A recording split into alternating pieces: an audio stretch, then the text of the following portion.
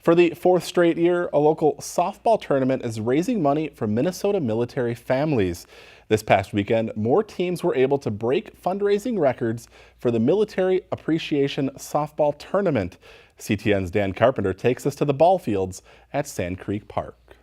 It's the 6 degrees of separation. My uncle's kid, my grandfather, somebody served in this state. The Stars and Stripes first flew over the Military Appreciation Softball Tournament in 2015. And as we looked around the Midwest, we realized that Minnesota is the 3rd largest softball community in the country, despite the fact that we work, 6 months out of the year.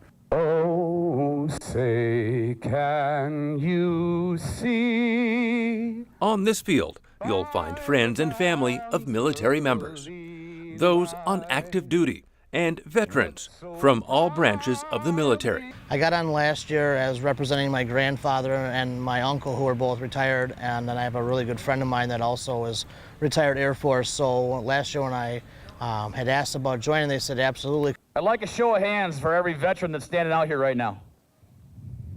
I want everybody to look to your right and left and see how large this community is and how grateful we are for every one of you.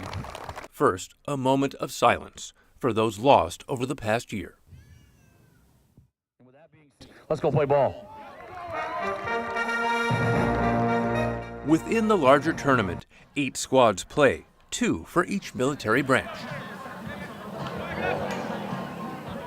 After expenses, this event raised more than $12,000. Stay in here, stay in here, stay in here, stay in here. Come on, ball, stay in here. Come on, ball. It will be divided up among several charities, including Tee It Up for Troops, the Minnesota Patriot Guard, Fishing with Vets, Hometown Hero Outdoors, and the Minnesota Warriors Hockey Club. I love the fact that the money that's raised with this tournament goes back into the community for the military families. Within the next 5 to 10 years, tournament organizers expect to raise donations into 6 figures and to fund a veterans park near the ball fields. Being a veteran, giving back to veterans, to me, means more to me than just about anything I can come up with. Reporting from Sand Creek Park, Dan Carpenter for CTN Update.